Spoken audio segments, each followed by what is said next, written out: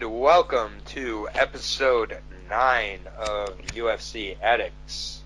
I'm your co-host Aaron, here as always with Layden, and we are here to break down UFC Fight Night 140, Ponzinibbio versus Magny. Before we get into the 12 fights, I believe, on this card, we're going to just go over the co-main and main events from this past weekend's UFC 25th anniversary show. Got to start with the Zombie versus Yair here. Yair landing the no-look elbow. By the way, my co-host Layden. What's up, guys? What's up? How about that main event? Oh man, it was crazy. Just 24 minutes, 59 seconds of war between two great guys. Yair Rodriguez coming in underdog all week. That changed literally 2 hours before the fight, going in the slight favourite in the UK. I'm not sure if that changed in America, but crazy fight. The finish, what can we really say? Just unbelievable. One of the craziest elbow finishes we've ever seen. I personally had it 48-47 decision for Rodriguez. But that wasn't what was going to happen. I believe the judges actually had the Zombie winning the decision. So, I was a second away for potentially being wrong. I did predict a decision for Rodriguez, but crazy fight. Yep, it brings me to 3-8 in main event predictions. So I'm pretty good on the rest of the card, but man, I seem to have some struggles on these main events. And I was 1 second away from narrowing your lead there. But, more importantly, I think we saw one of the fights of the year for sure, and definitely KO of the year. Yeah. I don't know what you could really compete with that for KO of the year. It's literally the only strike that Yair could throw in that situation to win the fight with 1 second to go. That's the only thing, and he somehow slept the unsleepable one in the Zombie. So, it was absolutely clear he was out. I'm glad, a lot of times you'll see towards the end of a fight, you'll see, maybe one of the guys hit a shot, and then you'll kind of wonder, if there was 10 more seconds. Well, here it was picture perfect. There's been some great pictures of it from, Esther Lynn, too, if you check them out. I'm MMA Junkie, but, that fight is just... sometimes the main event is the best fight of the night, and that certainly was. It absolutely was, yeah. And what a tribute for the 25th anniversary show, fitting tribute. Seeing something that you've just never seen before just shows that this sport. And you have to imagine by Monday how many fighters were practicing that shot. And it's the co-main, just we couldn't have been so wrong. Apologies to Mr. Cerrone for picking against him here. I just wasn't quite sure how much of that chin was left. And, I thought that Perry was going to have a little better of a game plan, He just needed to... we saw Darren Till do it, just really get in Cerrone's face and force him to fight. And most people watched the first round there and, was thinking, Perry's going to get in his face. He did pressure him, but he did it in a technical way. And Mike Perry is not a technical guy. He really needed to not just back him up in a technical sense. He just needed to really rush in, starch him, eat punches on the way in if need be. But, and the surprising thing for me that fight is after 3 minutes, Perry decided to take him down. He wasn't happy what was happening on the feet. He was losing his own game on the feet. So, it shows how untechnical Mike Perry really is. But, we need to be careful picking for Mike Perry in the future because, we see Max Griffin do it. We see Donald Cerrone do it. Ponzinibbio, there's a very specific guy Mike Perry's going to be. And... the higher tier of the division is not who Mike Perry's going to be. No, not at all. Congratulations on Cerrone and breaking the finishing and overall win record as well. So two things that we didn't actually mention on the breakdown. So, but regardless, we got a pretty interesting card here coming up from, I believe, Argentina. I think it's the first time they're going to be down there as well. So, yeah, Ponzinibbio versus Magny is the main event. So, are you ready to get started on this card here? Let's do it. Let's jump in. All right. Go ahead. You can lead us off in the opener here. So, we have Narimani versus Anderson dos Santos. I'll be breaking down Narimani. Okay, so Nad comes into this fight with a record of 1-0 inside the UFC. I actually saw his debut live not too long ago, and that was in Hamburg, Germany. Pretty decent performance, you know. He's got good wrestling, stand up, fairly decent. You know, uses good stand up to set the takedown. Yeah, you know, this is a decent matchup. I believe he's just going to use his wrestling again. And yeah, I think I'll side with Nad here. And he's English, so anytime I can take an Englishman, I'm going to do it. So I take Nad via decision, dominant 15 minutes wrestling. Yeah, Nad Narimani for me. All right. So I will be breaking down Anderson Berhinja. I don't know how to pronounce his nickname, Dos Santos. So I'll just call him Anderson dos Santos. That's a cool enough name. You don't need a nickname. 20-6 overall. He's making his UFC debut here. He has 11 submissions in those 20 wins and the 5 TKOs as well. So he's a pretty decently rounded guy who definitely seems to lean a little more towards the grappling. I'm pretty unfamiliar with most of the fighters on his record. However, he does have a second-round win over Ricky Simón back in 2016. So he has shown he can handle a wrestler and end up putting him away with his submissions.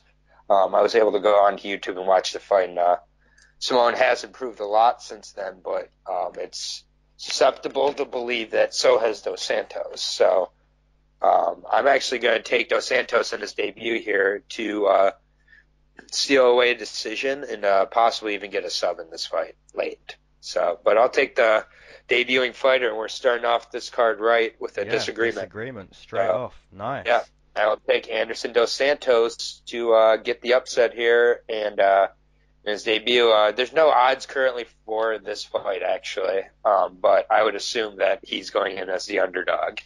I would assume most of the money's going to Nad to be able to wrestle him, but I think that Simón is, you know, probably a better wrestler than Nad, but also a little smaller as well. So we'll see. But yeah, I'll take the debuting fighter to sneak away a decision, possibly a sub late. Nice. All right, so we'll go on to the next fight here. Is that we have Devin Powell? Yep, Devin Powell versus I'll let you. Yeah, I'll let you do that. I'll go with Jesus Pinedo. Or Jesus right. Pinedo. So either way, in this fight, I will be breaking down Jesus Pinedo or Pineda. I'm not exactly sure how to pronounce his name. He is making his UFC debut. He's 22 years old, out of Peru. So he's a young guy. He's 15-4 overall. 7 of those wins coming by TKO. The other 4 coming by subs. Not to sound like a broken record, but I don't recognize any of this guy's opponents on his record. He's fought in a lot of smaller South American promotions so far, but he has been a pro since he's been 18, and he has a variety of finishes in his subs and TKO wins. He's got some knees, he's got some punch finishes, he's got some chokes, some arm bars, so seems to be one of these kids who's been, you know, training in MMA, you know, his whole career. So, you know, that's kind of how I'm seeing this, but he's got I think he's got a decent chance on short notice against his opponent, Powell, however. I haven't been overly impressed by Powell or overwhelmed by him, and I think that Pineda could be pretty exciting and explosive and possibly come out and overwhelm Powell, and This is similar to the way I was feeling going into last week with Thiago Moises. Yeah, I agree. Who did get shut down by Beneil Dariush, but Devin Powell is not Beneil Dariush, and this is much appropriate type of fighter to be fighting in your UFC debut, and on much more appropriate of a stage than where Thiago Moises was, where he was holding his own and he got close on a few of those submissions, but I think it was just too soon for Thiago. I'll be looking forward to seeing him against someone more appropriate in his next fight. Mm-hmm. But anyways, back to this fight. I like Jesus to come out and get that first round finish and really make an impressive debut. So I'm picking 2 debut fighters to start off here, and I'll take Jesus El Mudo Pinedo to get the first round finish by TKO over Devin Powell. Nice. Completely agree with your breakdown there, pretty much. So we've got Devin Powell comes into this fight 1-2 inside the UFC. So yeah, he is not, the level of. I had no idea he had 3 fights. Do you know who his 3 fights are against? Yes, he has a win over Alvaro Hector. So, losses coming to Daryl Horcher. So, not too impressive. And another loss to Draca Closer. So, that one's respectable. Yeah, that's understandable. Fairly average 155er. So, when we have a newcomer coming in against a fairly average guy in the division, he always has a decent chance. And we have to respect, how has he got to the UFC? We look at his record and we go, we don't really know these guys, but there's a reason now he's entering the UFC. There's a good reason for it. And yeah, I like to side with a newcomer, and Devin Powell, very average. So yeah, I like the look of this Jesus guy, 22 years old, hungry. And yeah, I'll side with him. We'll agree on this one, but I won't take him via TKO. I'll take him by decision. Okay, yeah, that's fair enough. I think he's going to really kind of come out here and overwhelm him. And being 22, I think he's just getting better and better by the fights here. And I've been able to look at some highlights and their highlights, but I mean, he definitely has some athleticism, and I have not seen much athleticism out of Devin Powell, frankly. No. So we agree. We do agree here. And looking at the odds, Pinedo is the favorite, 185, minus 185. Okay. To Powell coming back at plus 150. So decent favorite for a pretty unknown guy. Mm-hmm. But at the same point, I think a lot of that is the fact that he's going against a very average guy in Powell. So we'll see how he handles the spotlight. But he's still fighting down in South America, so it's a little bit, he'll be more comfortable still. Powell's the one who's traveling, we agree here. So we can go ahead and move on to this next fight here. We've got, is this at 170? I believe so. Yes, I think. Okay. So welterweight, we have Hector Aldana versus, I believe, no relation to Irene Aldana, versus Laureano Strapoli. Strapoli, yes. Very cool. Very cool name. I'm not very familiar with him, which is good because I'm not breaking him down. I am breaking down Mr. Aldana, who has a whopping record of 4-1. He's got 2 of those wins coming by TKO and 1 of those by a sub. He lost his UFC debut to Keenan Song by second round by way of punches. There's not a whole lot to say about Hector.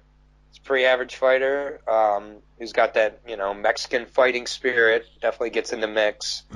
But that didn't seem to hold up in his debut, where he was tagged quite a few times before being put away in the second by Keenan Song. And then,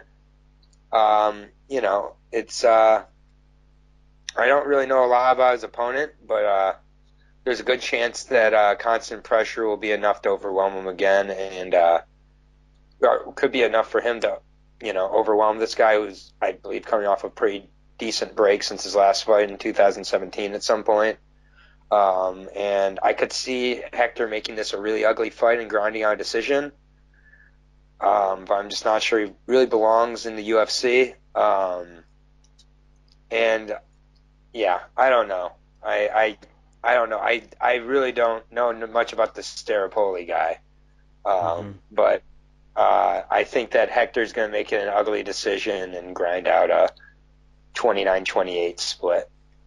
But I'm not super confident. It's just more that I don't know about the Strapoli guy. Mm-hmm. Nice. Okay, so we have Laureano Strapoli, and yeah, I'm gonna get used to saying that because that's a dope name. Comes into this fight making his octagon debut. Currently on a 5-fight win streak, 4 of those being TKOs and a submission. So yeah, he's been finishing fights. Fighting out of Argentina, so I'm sure he'll have the crowd on his side here. No doubt there'll be some Mexicans there, but yeah. This is a tough fight to break down because Hector Aldana's, he's done it. He's been in the UFC. He's grinded out decisions. And Strapoli, making his octagon debut. This could be a 15-minute scrap. But yeah, like I said in pretty much the last 2 breakdowns, I like taking a newcomer. And he's from Argentina, so yeah, it makes sense. I'm going to take the newcomer again. There's a reason why he's got here, and I believe this is a decent matchup. Once again, Aldana not being Darush level, so, most likely a decent matchup for both guys. Yeah, we're going to disagree on this one, and I'm going to take Strapoli via decision. Yeah, so Strapoli opened at minus 320 as a favorite. Okay. And the money's been rapidly shifting towards Aldana. Okay. The numbers are now at minus 155 for Strapoli, plus 135 for Aldana, so it's nearly a pick'em when it started. It's a 3-1 favorite for Strapoli. So, Strapoli is on a 4-fight win streak, as you're saying, but I don't believe he's fought in 2 years. No. So, yeah, and I don't exactly know why. It was hard to really figure out why that was, but Aldana could just go in there and just throw a few hooks and just hang on him over and over again. And if this guy's a kickboxer and doesn't have much wrestling, I don't know much about Argentina's wrestling pedigree, but I think that says all. That's the point. I don't know how. So we'll see if he can wrestle, because Aldana can wrestle, and he can make the fight really ugly and really not exciting, and that's what I'm picking here. So I'll take the underdog here, probably the second underdog I'm taking tonight, 3 fights, because I'm assuming Dos Santos will be an underdog. But I'll take Aldana to grind out an ugly decision, have a lot of boo birds. Well, I guess it's on America, so maybe it won't be, but it's in South America. But I'll take Aldana, and I think there's a reason the money's shifting towards him here. I find it very interesting what a heavy favorite Laureano was to start out, though. And so we'll see. These first few fights really could have some very exciting prospects if the debut fighters come out and really show their skills. Yeah. So I wonder what the odds would be if you put the first 3 fights, the newcomers, all 3 in a parlay. That could be a good bet. That could, you've got Aldana as the underdog, you're going to have Dos Santos as the underdog, and you have a moderate favor in Pinedo. I think that would be a pretty decent parlay. Yeah. It definitely gives you a reason to watch these first few fights, because, with a name like Anderson Dos Santos, not to jump back, but with a name like Anderson Dos Santos, that's a superstar name. I know it's like we could be talking about ADS, like, man, oh yeah, remember Anderson Dos Santos? Like, we were down, like, that is just a, that's a dope same name. with, Strapoli. same with Jesus. Yeah, Strapoli, Jesus Pinedo. Jesus Pinedo is a 22-year-old Peruvian. He could be a monster. We don't know. These could be the stars of tomorrow. These are the cards where they start. I believe Conor McGregor started on the Fight Pass prelims in his first fight against Marcus Brimage. So it's like, I get he came through with a little more hype, but it's like everybody starts at this, or not everybody, but a lot of fighters much, at this level. Yeah. Yeah, you don't know, and I think each of these guys debuting has a real potential showcase, particularly these last 2 guys, and Strapoli and Pinedo. I think they have a real showcase fight in the guy they're fighting if they really fight to their capabilities. So, anyways, you want to lead us into this next fight here? Yep. Okay, so we have Austin Arnett versus Humberto Bandini. I'm not Nailed too it. sure. Oh, I did. Okay, cool. Okay, so Austin Arnett. He comes into this fight 0-2 inside the UFC. I was actually at one of his fights that was in North Carolina, where he made his debut, and he got pretty much destroyed. The first two minutes were pretty much competitive. After that, I think it was, who was it? Corey Sandhagen, just ripping to the body. Nice TKO finish there. In his last fight, he went 15 minutes. He looked fairly decent, but took quite a lot of damage. Took some damage against Corey too. This is it isn't an easier matchup from his last fight, but if there's one thing we can take from Austin Arnett's career so far is he takes damage. So I'm gonna assume he takes damage in this one too, and I'm gonna take him to lose a decision. No. I'm gonna take him to get TKO'd in round number 2 by Humberto. Humberto Bandenay. I will be breaking down Humberto Bandenay, who my introduction to him was his fight against Gabriel Benitez, unfortunately. Yes. How did that end again? Was it like a slam? Oh, he was going for an armbar in the first round, and Benitez picked him up and absolutely slammed him, and he was out on impact, and then Benitez finished up with about 4 more punches to the face of a completely out opponent, and that was only in June. This is really fast turnaround for it, but also against a guy who's not exactly the hardest hitter in Austin Arnett, and hasn't exactly impressed me so far in his career in the UFC, honestly. So Humberto Bandenay, another Peruvian fighter here, so 24 years old, 6'1" too, and fights at 145. So you know how I am about my tall fighters. I fall in love with them. So he's got 5 TKOs and 6 submissions in his 14 wins. And interestingly enough, 4 of his 5 losses are by submission. So he's a good offensive grappler, but it seems that if you turn it on him, he struggles at times. Again, something I don't think he has to worry about here in Austin Arnett. He's 1-1 in the UFC so far, and he is definitely a flashy finisher. He finished with a knee in his debut for the KO and was throwing some pretty crazy strikes before, and throwing up some wild submissions before getting slammed by Benitez and absolutely put out. And so definitely exciting fighter here, and definitely has a very fortunate matchup here in Austin Arnett. I think that Bandenay is going to be able to really have his way with him. I think he's the bigger, taller, more diverse fighter. I could see him looking to take it to the ground and finishing him by sub. But I think either way, it's going to be a second-round finish, either by TKO or submission. And I think Arnett's getting cut after this one. I think Humberto is a very exciting fighter at 145. I really will be interested to see where he goes. My only concern, again, is the quick turnaround from that massive KO. 4 months or 5 months, I guess, seems rather quickly. But, who knows? I'm going to assume he's back healthy and going to be able to protect himself against a guy like Arnett. So I'll take Humberto as well for a second-round finish as well.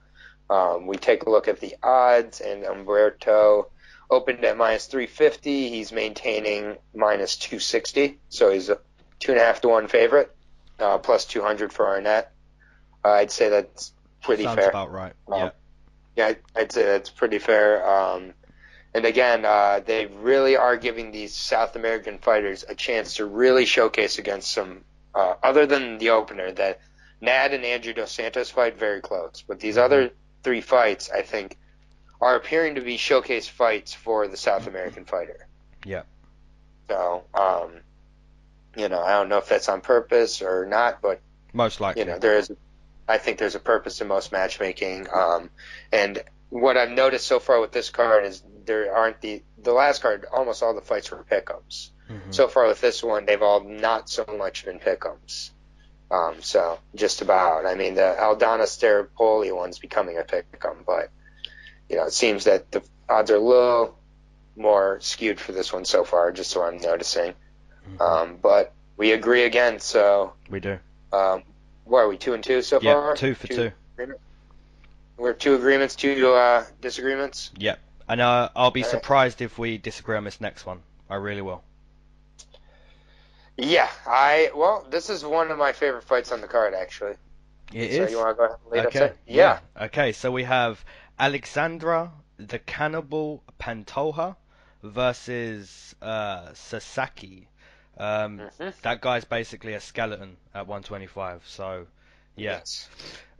Yes. So we have Pantoja comes into this fight 3-1 inside the UFC. He also took part in the Ultimate Fighter, where he went 2-1. Notable wins: Brandon Moreno twice, Eric Shelton. In my opinion, he lost a controversial decision to Dustin Ortiz. It wasn't even a split. It was a straight out 29-28, where in my opinion, that 29-28 should have gone to Pantoja. So, yeah, in my opinion, he hasn't lost recently, but I can kind of see how he lost a decision as well. But, yeah. Gas tank, not the greatest. In his last fight against Brandon Moreno, the gas tank did look pretty much improved. Jiu-jitsu, very, very good. Very, very nice jiu-jitsu. This is a good matchup for him, in my opinion. Sasaki, long, big limbs. I think Pantoja's going to, just leech onto one of his limbs, maybe take his neck, and get the submission in round number 1. I think it's going to be pretty dominant. Whoa. And I'll be really surprised if we disagree on this one. But, I could be eating my words. But yeah, interesting. I've got Pantoja via submission in round number 1. Okay, well, I'm going to break down Yuta Sasaki here. He's 21-5. He's got 12 submissions in his 21 wins, 2 TKOs. So definitely a submission threat, not so much on power on the feet, at least. In finishing power. He's 4-4 in the UFC. All 4 of his wins coming by rear naked choke, and he's been finished in 3 of his 4 losses. So definitely, I mean, when he gets into these fights, he's exciting. That's for sure. He gets exciting fights. His wins are over Roland Delorme, Willie Gates, Justin Scoggins, and Janelle Lauza. I feel everybody in the UFC has a win over Janelle Lauza. Yeah, pretty much. Even Eric. Yeah, right. Yeah, exactly. Hey, he has another one last week. Yeah, fair play. And notable losses to Wilson Heiss and Jussier Forminga, both by submission, I believe, but not for sure. And this is a tough matchup. I really like Pantoja. He's a really good fighter at this weight class, and I think Sasaki will be severely disadvantaged on his feet, and I'm not sure how it goes on the ground, and I'm not sure that Pantoja is going to look to bring it to the ground. So that was where I was kind of surprised in your assessment of how you see the fight going. Yeah. I see Sasaki possibly pulling guard, honestly, and looking to use those long limbs to sweep to the back to go for the rear naked choke. I think Pantoja is going to land a lot of ground and pound and work those leg kicks and work to the body, that thin, weak body. I could see him dropping him with a body shot. Yeah. I really could. And then finishing him with ground and pound. I don't see Sasaki losing by submission here, though. I don't see Pantoja looking to go to the ground unless he's pretty hurt, unless Sasaki's hurt. So I don't exactly agree with you, but I don't disagree with you on who we're going with. I'm going with Pantoja as well. And I'm going to go with a 3rd round TKO. I think he's just going to brutalize those legs and that body. Yeah. And eventually it's just going to be no more for Sasaki, which I really do like Sasaki, but again, I like these tall fighters. So yeah, I mean, Pantoja in his last fight against Brandon Moreno, I completely agree with you. The stand-up, he had Brandon Moreno really hurt. His face was bloodied. The stand-up's really nice. It really could be finished like that as well. Yeah, I just think like Sasaki is Sasaki is awkward on the ground. He's so long, and he could just sweep you with those legs, and then he gets your back, and he wraps those arms around your neck, and he's finished all 4 of his opponents the same way, rear naked choke. So it's what he wants to do. It's what he tries to do, and it's where he's comfortable. Looking at the odds here, it opened at minus 245 for Pantoja. He's shifted up to minus 390, I'm seeing. Wow. Yeah. So he's almost a 4-1 favorite. Sasaki is coming back at plus 320. I know I'm picking Pantoja, but that is one I would not be mad if someone took a Sasaki by submission and really added some juice to that bet. Mm-hmm. I think that's a decent bet there where you could get it probably 450 to 500. Yeah. So, I mean, in that case, looking at that, I would not bet on Pantoja at those odds. I think this could be fight of the night if Sasaki can really mix it up. I just like both these fighters. I think this is a great fight and a reason this division, still is relevant to me. Yeah. And I hope they don't get rid of it. There's really are good fighters in here, and not just at the very top. So, anyways, we're moving on to Michel Prazeres versus Bartosz Fabinski. Yes. This is not my fight of the night. No. This is this is one where I'm a little bit concerned with how much is going to be happening in this fight. I'll be honest. This could be this very well is going 15 minutes. I will be breaking down Michel Traitor Prazeres, 25-2 record with 10 subs and 1 TKO. He's 9-2 in the UFC. Did you know that? I did not. That's pretty impressive. Yeah, he's got wins over Desmond Green, Gilbert Burns, and Maribek Taisimov. Wow. He's moved up to 170 now, where he had an ugly split decision over Cummings. So he honestly looks very, very short at 170. He was pretty short at 155. And he didn't look to be way, way stronger than Zach Cummings. So I'm not sure how much this weight cut has helped him, but maybe it will be better at this point. His nickname is definitely accurate. He's a little tank. And he always tries to make the fight dirty because he can't reach you otherwise with his little alligator arms. And he looks to get it to the ground and stay on top. He's got heavy, heavy top pressure for sure when he gets on top. And he's not the most exciting, but he's 9-2 in the UFC. And 25-2 overall. I mean, he is hard to beat. It is an interesting matchup because Bartosz wants to do the same thing as him.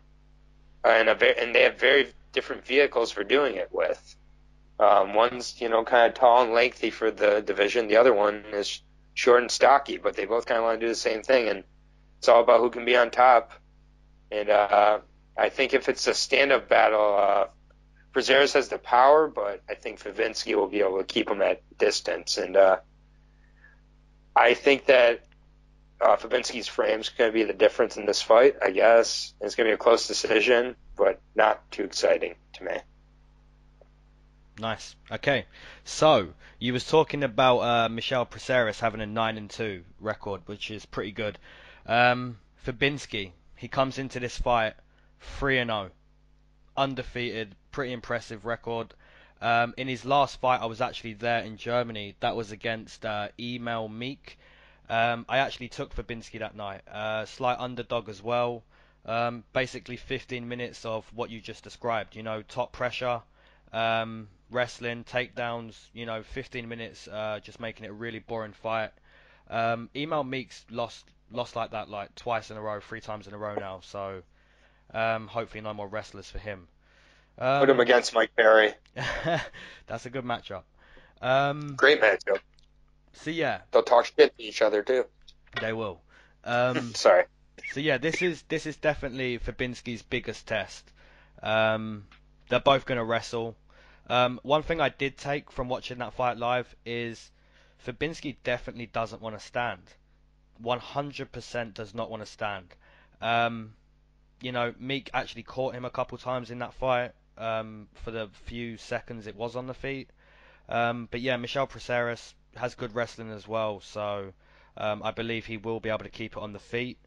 And yeah, I'm going to take a boring decision for Prazeres. Nice. So that's a disagreement. You took Fabinski on that one? I took Fabinski. Yes. Yeah, I think that. That this should be interesting though. Yeah. And Prazeres is the favorite. A pretty decent favorite actually. At minus 230, open at minus 305, but minus 230 favorite. Here, Bartosz is coming back at plus 175. Yeah, I don't love that price for Fabinski, honestly. I mean, Prazeres is very hard to defeat. Mm-hmm. I mean, 25-2 record, you don't get that by accident. And 9-2 in the UFC is just absolutely impressive. But Bartosz being 3-0 is also pretty impressive. So one of these guys is going to have a pretty relevant fight after this one. On the surface, a lot of people would think that him fighting Michel Prazeres is a downgrade from his last fight against Meek, but Meek just was more recognizable because he had more of a personality. 100%. Resume-wise, which used to be what mattered in the UFC. Prazeres' resume far outreaches both Fabinski and Meeks. So, It's actually an interesting fight. It may not be the most exciting, but pretty important fight regardless. Yeah, massively agree. So, yeah, you're taking the favorite once again. I'm taking the underdog. So, we shall see. Another pretty relevant fight, though. Yep, and jumping on to the next one, we have Cynthia Calvillo versus Poliana Botelho. I'll be breaking down Cynthia. She's actually one of my favorite female fighters. She compares herself to a shark when she hits the mat, and that's pretty dope. I like that. She comes into this fight 3-1 inside the UFC. She's beat girls like Amanda Cooper, Pearl Gonzalez. She beat Joanne Calderwood in Scotland, so that's dope. She lost her last fight though to Carla Esparza. In my opinion, controversial loss again, but watching it back, I do see how she lost that decision. So hopefully improvements from that loss. However, Poliana Botelho is a big girl. I believe she's like 5'8" or 5'9", something ridiculous like that. Really nice stand up from her too. Probably better than Cynthia Calvillo's stand up. She really needs to improve on that. It's a tough pick for me, this one, because Cynthia Calvillo, I really like her as a fighter. She is one of my favorites. And she's probably going to be a half decent favorite in this one. But I feel she counts on her ground game a little too much. Poliana's, she's going to be aware of that. I feel bad. I'm actually going to pick against Cynthia on this one. If she proves me wrong, fair enough. She's one of my favorite fighters, so I won't be too disappointed. But I am actually going to take Poliana to use her wrestling to be better on the feet and to win a decision. Fair enough. You got to put those biases aside at times. I don't always do that, but you got to. And Poliana is no joke. So Poliana Botelho, 7-1 with 6 TKOs or 6 KOs in those 7 wins. So she is a hard hitter, and she's 2-0 in the UFC, coming off a 33-second TKO by a kick to the body, followed up by punches, which was one of the fastest finishes in strawweight history for sure. Her debut was against Pearl Gonzalez, another one where she showed really good wrestling and the ability to go 3 rounds. So this is definitely a good striker versus grappler matchup, I think, though. And I think that Poliana can keep it on the feet, use her wrestling to keep it on the feet. And she's the much bigger fighter. And her stand-up is far better than Cynthia's. And I think she'll be able to capture another decision here and moves into the top 10 with a win over Cynthia here. Nice. I think that she'll use her wrestling to keep it on the feet, though. I don't think she'll look to get it to the ground. What's the odds saying for this? Because this is an interesting fight. So Poliana is the favorite. Wow. Slight favorite, but yeah, Poliana's the favorite. Cynthia actually opened as the favorite. So it was minus 150 for Cynthia opening Yeah, up. I really thought she'd be the favorite on this one. Minus 160 actually opening up now. Cynthia's the plus 105 underdog, so just barely Basically an a pick underdog. 'em, yeah. Exactly. And then Poliana's minus 135. Right. So there's some sites you can find Cynthia for plus 125. That's about the best price you'll get on her, though. But I thought we were going to be disagreeing on this fight. Yeah, honestly, I've taken Cynthia in all of her fights in the UFC. I feel bad for picking against her because I really do believe she could have got that win against Carla, but you know, something tells me that Poliana's picking up this decision win. So Yeah, I think Poliana makes her kind of presence in the top 10 after this one. So I think it's a tough matchup for Cynthia here, but we'll see. Yep. Cynthia's had some time after being suspended. I think didn't she get suspended for weed? Yep. She smokes Yeah. weed. That's another reason, you know, she's cool and she's a That's a shark. good. So it's dope. Yeah. I mean, half or more of the roster does, but I'm all about it. So You gotta make it public. O'Malley, yeah, Cynthia style. yeah. I think if you want, what you want to do is what you want to do. So.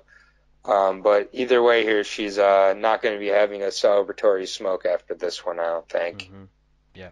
So we're moving on to, is this at bantamweight here? Yes, it is.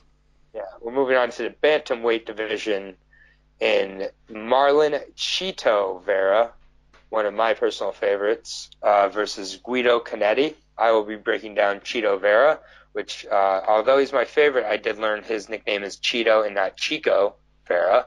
So I learned that tonight. But anyways, Marlon Vera is 11-5. He's 5-4 in the UFC. He's got 3 wins by TKO and 6 subs in his 11 wins. He's only 25 years old. He has wins over Brian Kelleher and Brad Pickett being his most notable, and like I said, I really like this kid. I think he's very well-rounded and not an easy fight for anybody in the division. And while he's been getting more submissions in his career, I've found his stand-up to be sharper and sharper and more the main part of his game plan. He does a lot of good work to the body and the legs. And what he's struggled with at times is wrestling and positional control in fights. That's ended up on the result short end of a few decisions in some of his losses. And I think he actually could fall in that trap again against Guido here, who will look to definitely make it a wrestling match, I think, for the most part. Mm-hmm. But I think that Cheeto will be aware of that moving into this fight and really look to kind of stick and move with his combos.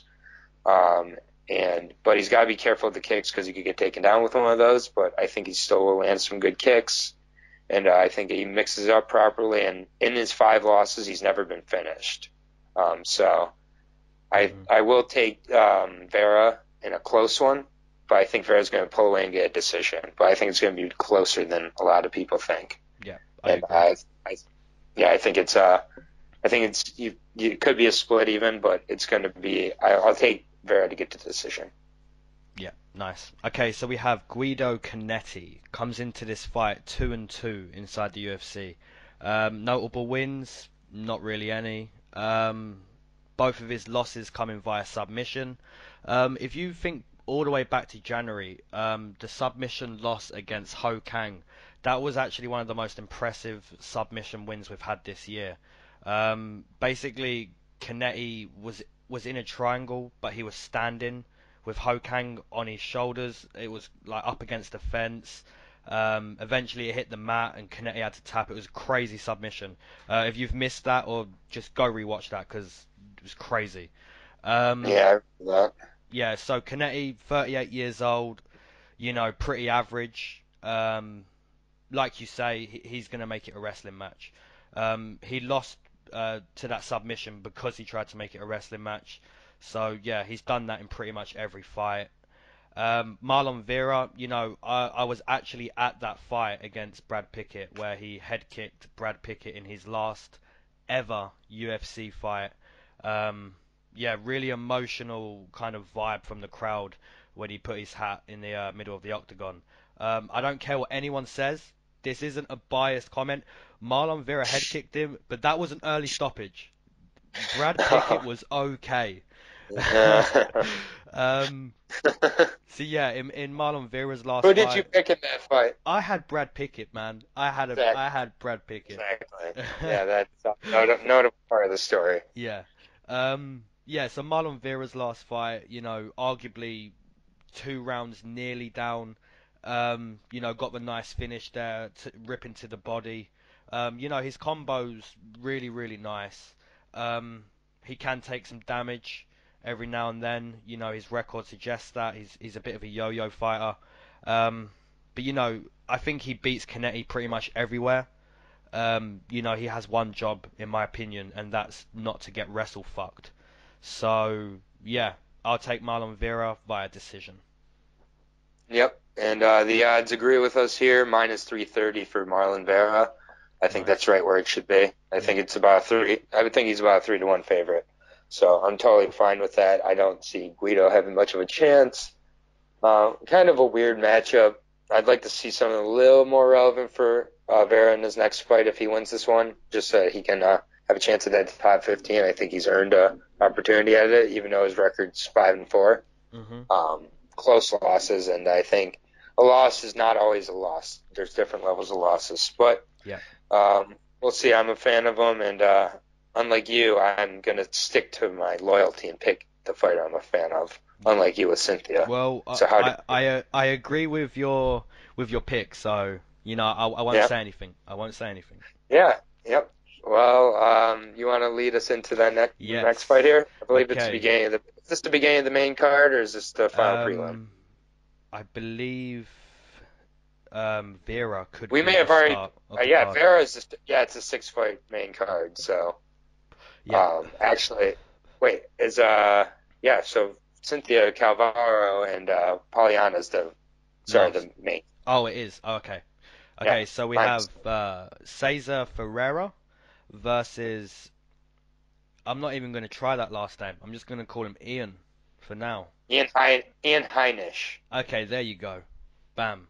I'll be breaking down Cezar Ferreira. Comes into this fight 9-4 inside the UFC. So, record, still intact, in my opinion. Impressive wins on his resume. Sergio Moraes, Thiago Santos, Andrew Craig, Anthony Smith, Jack Hermanson, Carl Robertson, where we've seen how legit Carl Robertson was a few days ago. Yep. So impressive wins. He's fought. Those are all really good wins. Yeah, decent wins. What can we really say about Cezar Ferreira? Jiu-jitsu's really there. Stand-up really improving fight by fight.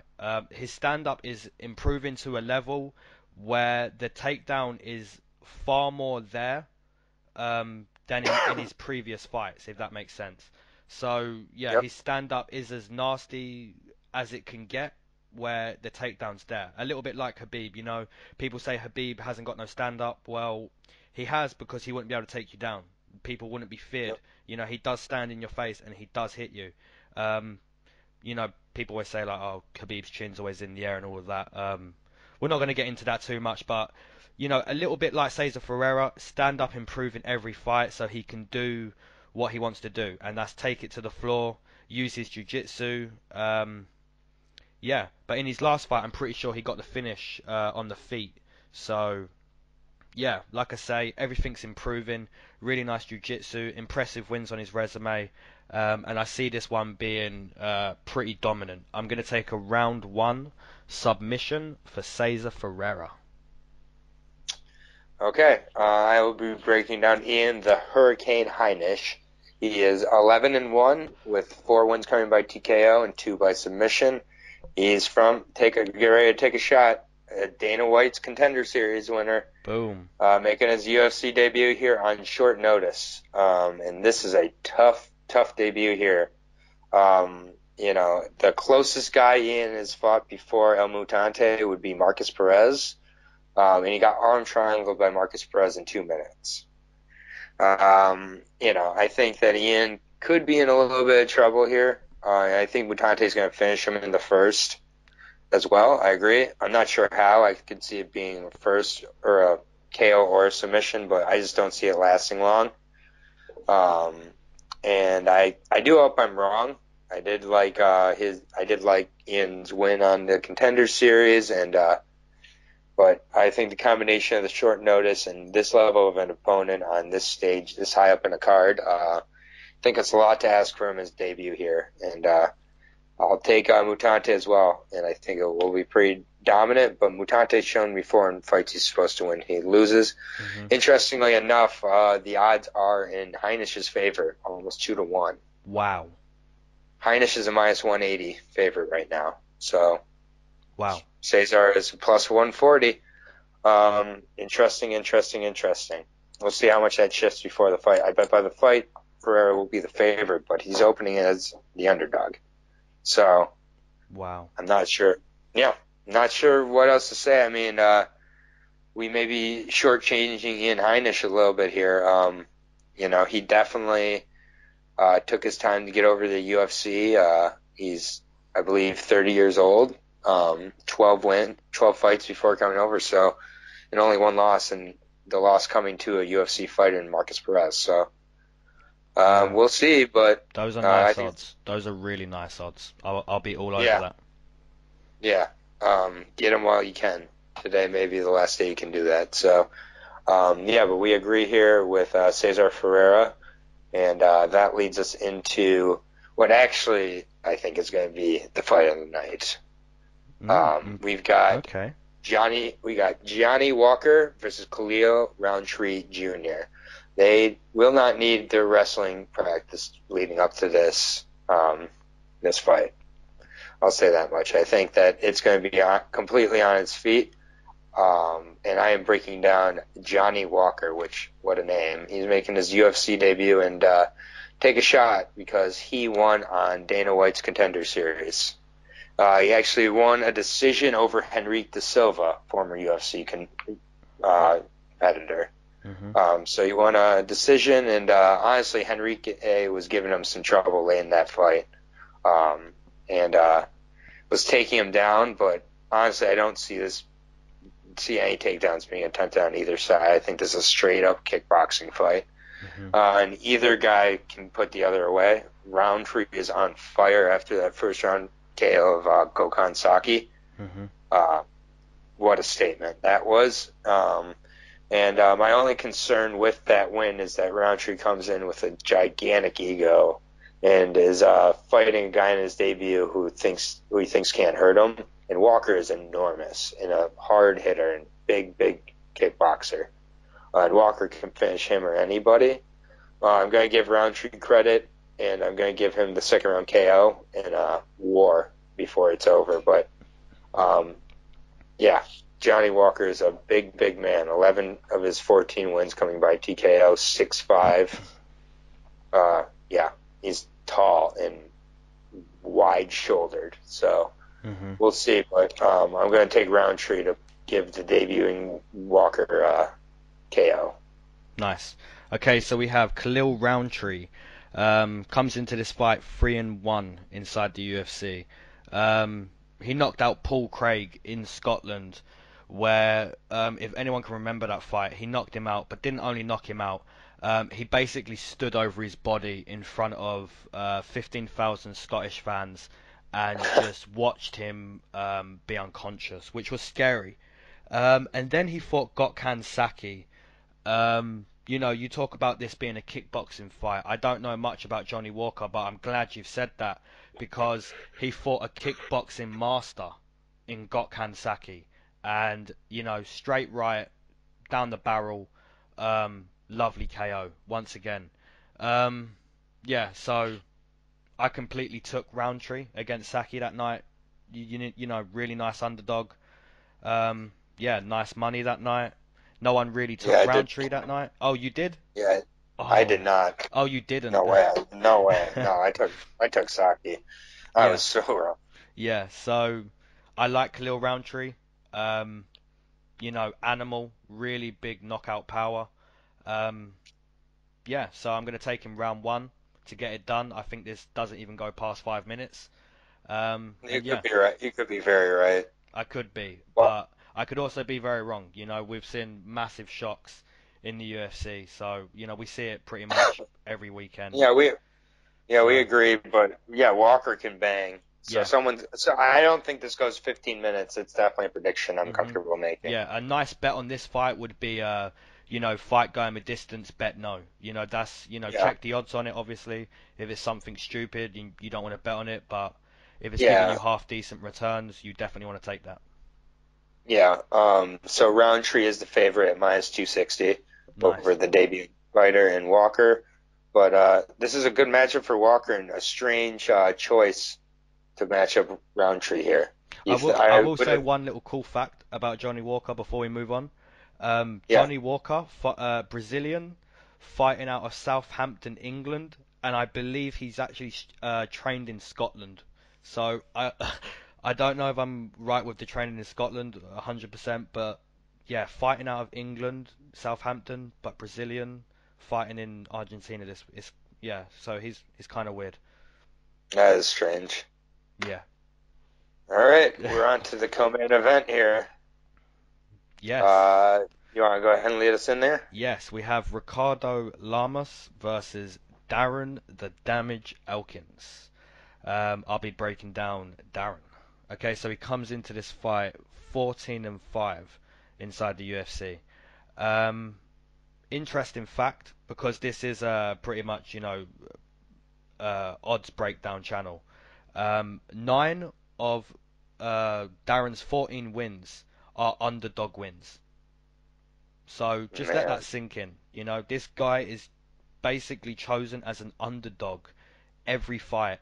This guy's like sent from the gambling gods, So, yep. It's a very specific guy Darren loses to. What can we say about him? He takes damage. He doesn't stop taking damage. His ground game is pretty legit.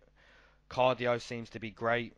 He has probably one of the greatest comeback wins of all time against Bektic. Just wow, that was incredible. But I do like this matchup for Ricardo Lamas. I do like this. He's on a 2-fight losing streak. Viciously knocked out by Josh Emmett. Went 15 minutes with Bektic where he looked fairly decent. Looked like he's come back from that loss in a good mindset. Interesting fight for me, this one. It's really a hard pick because I know how much of an underdog Darren is.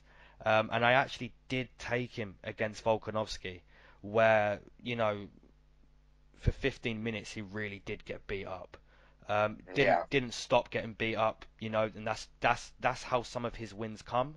So, you have to decide what kind of guy is going to stop beating him up. If it's kind of weird. It's kind of weird breaking down a Darren Elkins fight. But yeah, I will give Ricardo Lamas a decision win. Once again, it's another fight where if I'm wrong, I see how I'm wrong. I really do. But yeah, I will take Ricardo Lamas via decision. Okay.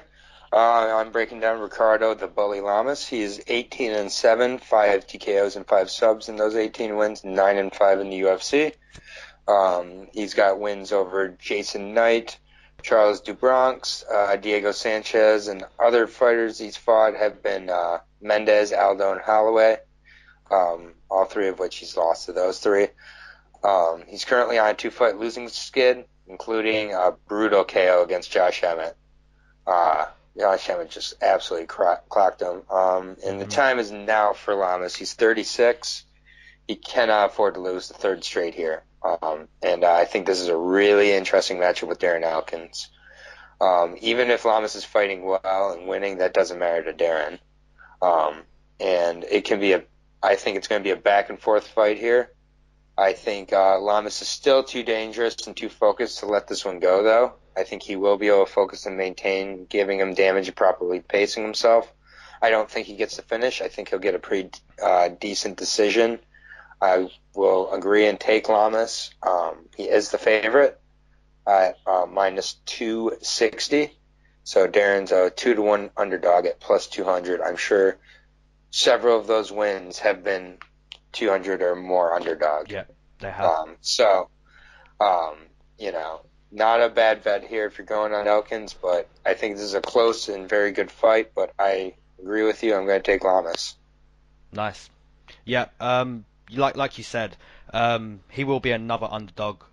This will be arguably like the 10th time he's been underdog. 11 times, So yeah, this is definitely a fight you do want to bet on. Even if it's taking Ricardo Lamas, you want to bet on this fight. So yeah. Yeah, absolutely. Okay. And we are on to the main event of the evening. It's between Neil Magny and Santiago Ponzinibbio. Mm-hmm. I will be breaking down Santiago Ponzinibbio. He is 26-3 overall. He's got 14 of those wins coming by TKO, 6 of which coming by submission. His record in the UFC is 8-2, and he's on a 6-fight winning streak. He's not fought since December of last year when he cruised a decision over Mike Perry. He has finishes over Gunnar Nelson, although he did have a finish over Gunnar Nelson, although there were about 5 eye pokes inside a minute. Mm-hmm. Still really impressive in that fight, but no doubt there are a lot of eye pokes in that fight. He still put him away, and regardless, it still stands as a win today. So his stand-up has looked really dangerous so far in the UFC, and he's not looked too interested in showing other facets of his game as far as I've seen. And he's doing just fine for him, I think, especially when he has a willing dance partner, which he will in Magny, I think. But I also can see Magny making this a wrestling match and a cardio challenge. And if it goes in that direction, I really like Magny's chances to get a win. I just am answering this strictly based on fight IQ and cardio and rhythm. Magny's been maintained a pretty good activity level as far as I remember. And Ponzinibbio's been out for about a year, and I think he'll come in this fight trying to really make a statement in front of his home crowd. He's from Argentina, I believe. If I'm wrong, my mistake. Yes, he is. Okay. Yeah, so he's coming out in front of his home crowd. So, Darren Till definitely had a good performance from his home crowd. But also, that was a really close fight. And I could see this being a really close fight. I can see arguments for both sides, honestly, but like I said, I'm just going on fight IQ and cardio and wrestling. And I think Magny's going to get a decision here in Argentina in upset. Nice. Okay, so we have Neil Magny. Comes into this main event fight in Argentina with a record of 14 wins, 5 losses. Notable wins coming over Tim Means, Alex Garcia, Eric Silva, Calvin Gastelum, Hector Lombard, Johnny Hendricks, Carlos Condit. In his last fight, that was in Liverpool. That was the Darren Till card. I was at that fight. He fought. Who did he fight? Paul Craig White, something like that. Who did he fight? Craig White. That's it. Craig White. Oh yeah.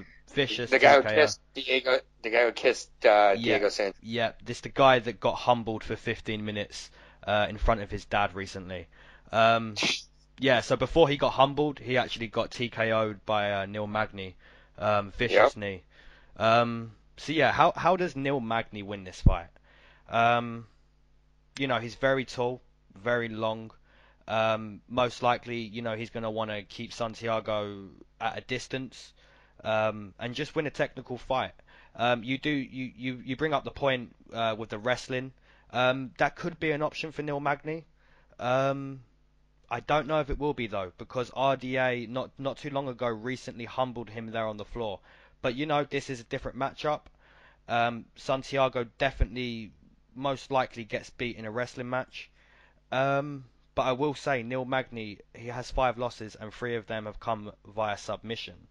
So I feel he will keep this one on the feet. However, I think Santiago will close the distance. I think he will score more. I think he'll score more frequent. I think he's going to rip to the body, and I think he's going to find that TKO finish in round number 2. So, a main event, we disagree again. Not good for me. It's not good for you Well, because you're 3 out I of 8. need to catch up somehow. Yep, and I'm 7 out of 8. So another chance for you to catch up. Or I was so close last week. You was I was one second away. You was. But it's the first thing I thought of when it happened. After I was done like freaking out and yelling and everything, I thought I was 1 second away from getting closer to beating. But you was. This is my week to gain it because Neil's going to do it. Okay, so the odds. Let's see what the odds are saying. This is interesting. Neil Magny opened as a -200 favorite. Wow. The odds are now -350 for Santiago Ponzinibbio. That's what I'm saying. So, massive shift. I'm not sure why the money was ever on Neil, but it shifted immediately. The public seemed to grasp on to Ponzinibbio. So if you got Ponzinibbio as an underdog, props to you. But I love Neil Magny at +285. Yeah. I will be putting a hefty wager down on Neil. I don't see Ponzinibbio posing a submission threat. No. So yeah, he's been subbed, but he's been subbed by good guy. Who's Neil Magny been subbed by? Good guys, I'm sure. So, RDA most recently. So okay. yeah. RDA. Okay, I'm not gonna hold it against you to get subbed by RDA. So I actually took Neil Magny in that fight. So yeah, he really could win this fight. It's a close main event. We pretty much always disagree, and we're disagreeing again. Yeah. I mean, I agree. So let's just shoot through the card one more time here, and then we are off for a whole 7 days until next week. Again. But there's another card from China, the Blades versus Ngannou card, and that's my birthday card. That's going to be dope. Getting up in the morning for that. There you go. Give a hardcore UFC card for your birthday. Yeah. I wouldn't want it any other way. I wouldn't want the Khabib Conor fight on my birthday. No, we need that China stuff. Yeah, give me Blades versus Ngannou, the global showcase, and what a main event that's going to be to break down. And I think we're going to disagree on that main event. We can't disagree on that, surely. We're not. Let's not get into it now. But come on, please. Oh yeah, a week to decide if we're going to be disagreeing on that. I think we are going to be. Wow. Anyways, staying focused on this card. Between Anderson, we're starting at what weight class is this at? 55. 155. Yes. Okay. Anderson dos Santos versus Narimani. Nad Narimani. I always call him Nad. That's funny. Yeah. I'll take Anderson dos Santos by late submission. Yep, I've got Nad via decision. All right. Good. Disagreement to start off. Then we have Jesus Pinedo versus Devin Powell. We both have Jesus Pinedo. I have him finishing Powell in the first round. Yep, I've got Jesus decision. Okay. Then we have Hector Aldana versus Laureano Strapoli. I have Hector Aldana in a nasty decision. Yep, I've got Strapoli via decision. All right, and that's our second disagreement. On to the next fight at 145, Humberto Bandenay versus Austin Arnett. I have Humberto Bandenay. Yep, I've got Humberto via TKO, round 2. Yep. TKO or submission for me as well in round 2. Ulka Sasaki versus Alexandre Pantoja. I have Pantoja by finish in the second round by TKO. Yep, I've got Pantoja via submission in round number 1. All right, then we have Michel Prazeres versus Bartosz Fabinski. I have Bartosz Fabinski getting a decision. Yep, I've got Michel Prazeres via decision. We're basically predicting the same fight, just a little different. Yep, same fight, different. Yeah, and it very well could go either way. It's whoever gets on top, I think, stays there. So that's our third disagreement of the night, correct? Yep, correct. And Cynthia Calvillo versus Poliana Botelho. We both have Poliana. I have Poliana finishing Cynthia. Or actually, I have decision. Sorry, decision. I've got a decision. I just think she's going to be better pretty much on the feet. And she's going to have top control. Yeah, the bigger girl, too. So, Guido Cannetti versus Marlon Cheeto Vera. I have Cheeto Vera winning by finish in the third, I believe. Yeah, I've got Marlon Vera via decision. Okay. Then on to the 185 division, Ian Heinisch versus Cezar El Mutante Ferreira. I have El Mutante, who's currently the underdog. Yep, I'm massively surprised at his odds. So, I've got him round 1 submission, so I'll definitely be jumping on his odds there. Yeah, I also have a round 1 submission. Nice. Yeah, we'll see though. But then on to Johnny Walker versus Khalil Roundtree Jr. I have Khalil with, the more I think about it, I know I said second, I'm going to go first round. It's going to, I think, end in the first round either way. I think it will be a war. Yeah. It will be a 1-round war, and I'll take Roundtree to win it. Yep, I agree with that. I've got Khalil via TKO, round number 1. Okay. Then Ricardo Lamas versus Darren Elkins in the co-main event. I have Ricardo Lamas winning a decision and stopping a 2-fight losing streak. Yep, I'm with that. Completely agree. Ricardo Lamas via decision. And then on to the main event, Neil Magny versus Santiago Ponzinibbio. We disagree yet again. This is now how many disagreements do we have in main events? Well, I've got all of your the ones you've got right, I've got right. So, we've disagreed like 5 times. And you've gotten all 5 right. That's the real statement there. Mm-hmm. If we disagree, you get it wrong. So you're due one. This could be the one. Yeah, I am. Yeah, it's serious. The odds are really in my favor to eventually get one of these right. Yes. So everybody should be betting on the plus. Anybody listening? Plus 285 for Neil Magny, and he's going to win a decision, I say. So what are the odds that I make it to 0-6 in disagreements with you? Eventually, I'm going to get one of these right. Yeah, I mean, each time I get it wrong, I'm more likely to get it right the next time, right? Is that how it works? People think that, but it's like a roulette wheel. So everything's individual. Everything's separated from what happened previous. So no, totally but most likely. Yeah.